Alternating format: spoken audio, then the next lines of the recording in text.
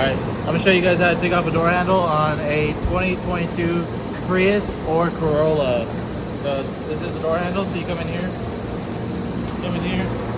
and then you gotta take off your latch. So you got these 3 bolts, and then make sure you have this right here, this sensor. Just unplug it.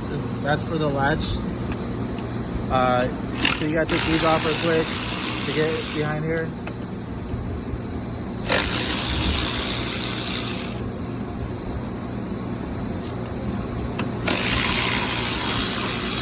And then